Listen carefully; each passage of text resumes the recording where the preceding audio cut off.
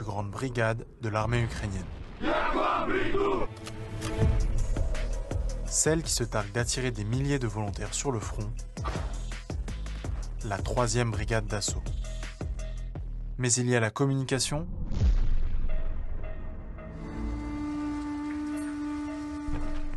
et ce qui se cache derrière ces images. Des références et une symbolique néo-nazie partagée par des centaines de soldats.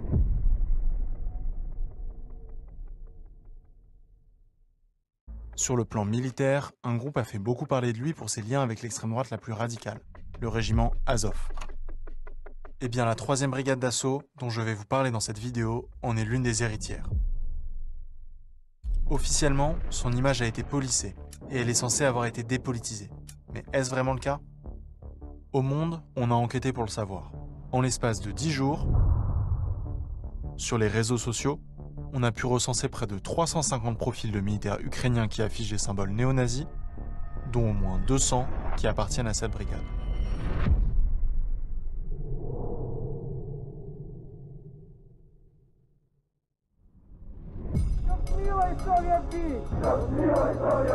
Azov, à l'origine, c'est un bataillon de quelques centaines de volontaires. Créé en 2014, au début de la guerre dans le Donbass et de l'annexion de la Crimée par la Russie. Il devient vite populaire pour son rôle dans la reprise de la ville de Mariupol face aux séparatistes soutenus par Moscou. Des scènes de guérilla urbaine. Puis sa défense. Le fondateur d'Azov n'est pas n'importe qui. C'est un certain Andrei Biletsky. Figure historique de l'extrême droite ukrainienne la plus radicale, il est notamment actif à la fin des années 2000. Il dirige alors un groupe paramilitaire qui s'appelle Patriotes d'Ukraine, connu pour sa violence, sa rhétorique racialiste, xénophobe et antisémite. En 2007, il écrit « La mission historique de notre nation en ce siècle crucial est de mener et de diriger les peuples blancs du monde dans la dernière croisade pour leur existence. Une croisade contre la sous-humanité sémite. » C'est aussi Biletsky qu'on voit sur ces images d'une manifestation en 2009 à Kiev.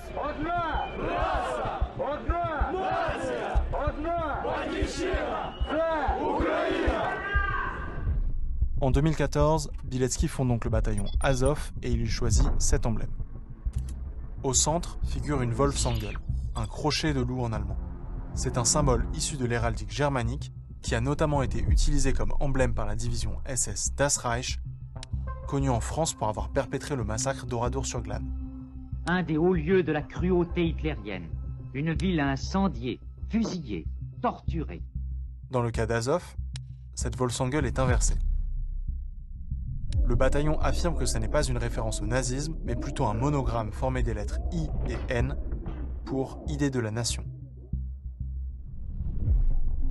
Avant Azov, c'était déjà l'emblème du groupe Patriotes d'Ukraine, dirigé par Biletsky et dont on vient de mentionner l'idéologie.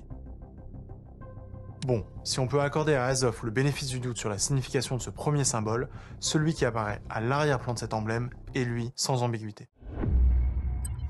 Il s'agit d'un soleil noir, un symbole littéralement inventé par les SS. Il figurait sur le sol du château de Wewelsburg, acquis par leur chef Heinrich Himmler en personne pour en faire leur quartier général. Surtout popularisé après-guerre dans les sphères néo-nazies, c'est devenu un des principaux symboles de la mouvance. Tout ça amène les États-Unis en 2015 à voter un premier texte interdisant toute aide militaire américaine auprès de l'unité. We will not equip this dangerous neo-Nazi militia. Dans le même temps, le bataillon Azov devient un régiment et est intégré à la garde nationale ukrainienne. Il cherche alors à se normaliser et change d'emblème officiel. Exit le soleil noir.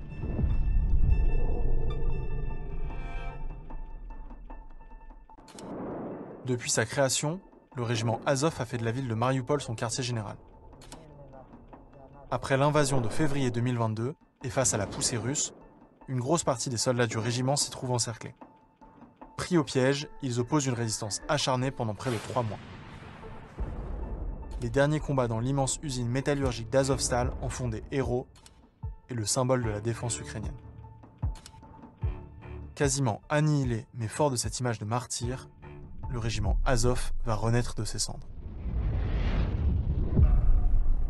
Début 2023, les maigres effectifs qui lui restent éparpillés ailleurs en Ukraine sont regroupés pour former la 3e brigade d'assaut. Officiellement, l'unité est dépolitisée, tout au plus nationaliste. Désormais intégrée à l'armée ukrainienne et renforcée jusqu'à regrouper plusieurs milliers de soldats, celle-ci déploie une communication très soignée. Code visuel du jeu vidéo, de séries animées,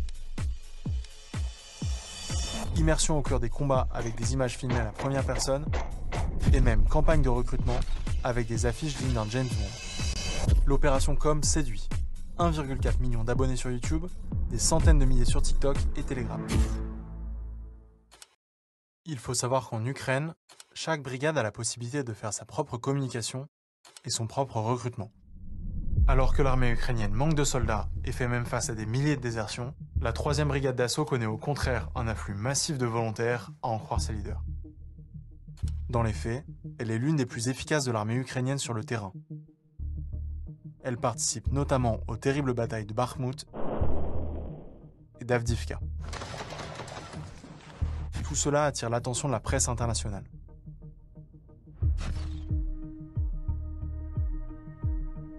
Mais la 3e brigade d'assaut échappe-t-elle vraiment à la culture néo-nazie qui a entouré Azov?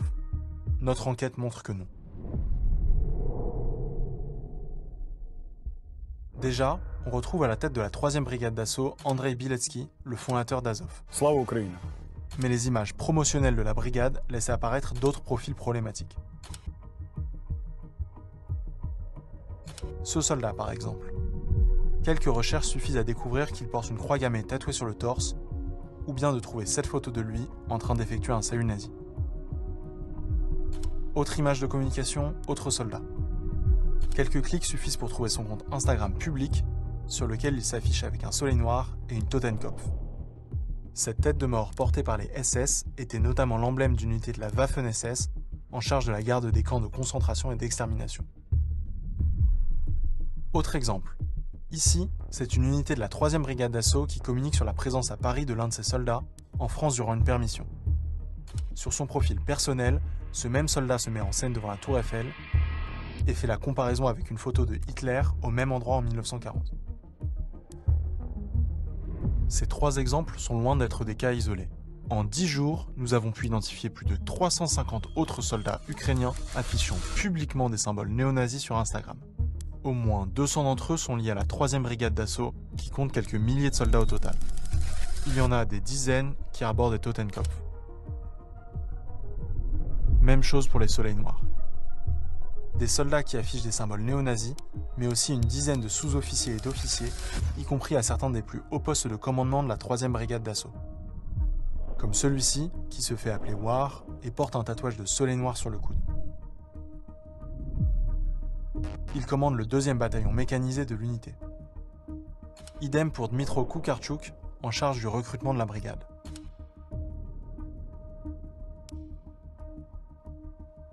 Il apparaît sur ces images, filmées il y a plusieurs années.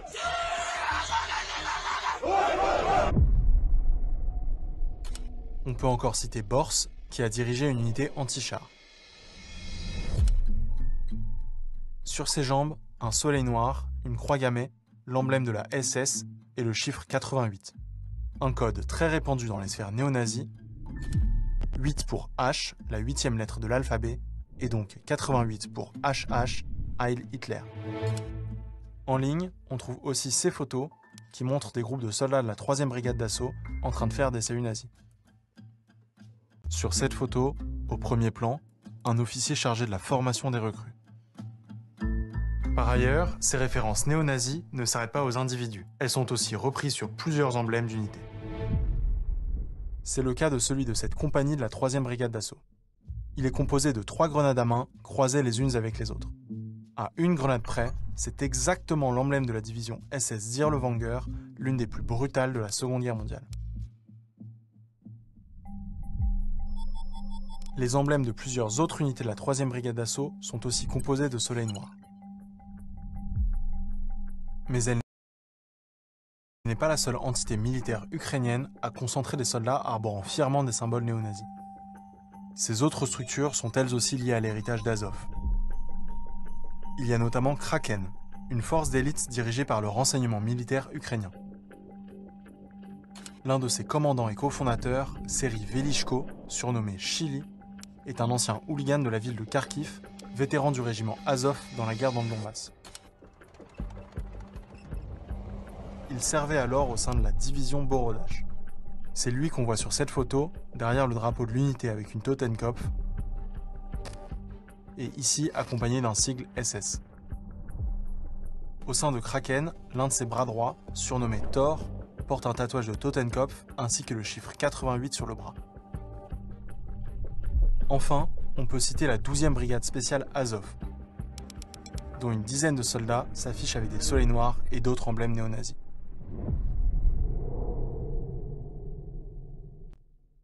Présente sur le front en Ukraine, la 3e brigade d'assaut bénéficie d'entraînements militaires de la part d'armées occidentales. C'est le cas de soldats venus fin 2023 en France dans la Creuse pendant plusieurs semaines.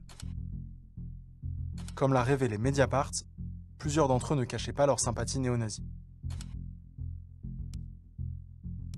Et l'armée française ne pouvait pas l'ignorer, l'un d'eux portait littéralement le symbole de la SS tatoué sur la tempe. Interrogé à l'époque, le ministère des Armées indiquait que ce sont les forces armées ukrainiennes qui organisent le flux et la sélection des militaires ukrainiens envoyés en France et en Europe. Nous n'apportons donc pas de commentaires sur cette organisation. La France n'est par ailleurs pas le seul pays européen à avoir entraîné des soldats de la 3e brigade d'assaut.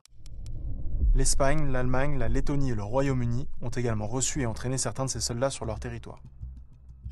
C'est aussi le cas de l'armée canadienne sur le sol britannique. Parmi eux, certains ne cachent pas leur sympathie néo-nazie, comme 7 officiers formés par l'Espagne qui portent un soleil noir tatoué sur le coude. Contactés, les autorités des pays concernés n'ont pas répondu précisément à nos questions. Le Canada et l'Allemagne indiquent que la sélection des soldats ukrainiens formés relève de l'armée ukrainienne. L'Allemagne a, elle, annoncé avoir renvoyé chez eux 7 soldats ukrainiens suite à la découverte de symboles d'extrême droite. Au-delà d'entraînement, ces unités liées à Azov ont bénéficié des livraisons d'armes occidentales en Ukraine. President Biden announced yesterday the US is sending an additional $1 billion in weapons and aid to Ukraine. C'est le cas de la 3e brigade d'assaut qui s'affiche dans sa communication avec des véhicules MRAP américains. Mais aussi de la 12e brigade spéciale Azov sur ces images publiées en 2023. Pourtant, Azov n'a été retiré de la liste des organisations interdites d'aide militaire américaines que bien plus tard, en juin 2024. À l'échelle des centaines de milliers de soldats qui servent actuellement face à la Russie, ces unités et leurs références néo-nazies ne représentent qu'une petite minorité. Mais si on décide d'en parler, c'est aussi parce que la 3e brigade d'assaut occupe une place de plus en plus importante au sein de l'armée ukrainienne. Début février 2025, celle-ci a annoncé un plan de réorganisation de ces unités. Організаційну структуру Збройних сил України та створення корпусів. La 3e brigade d'assaut est devenue un corps d'armée, multipliant en théorie jusqu'à 5 fois ses effectifs. À la tête de ce nouveau corps, on trouve encore une fois Andrei Biletsky. Même promotion pour la 12e brigade spéciale Azov.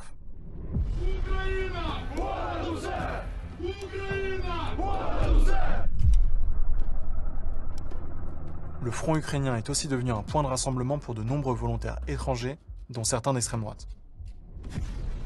Parmi ces volontaires, certains sont français et ne cachent pas leurs idées.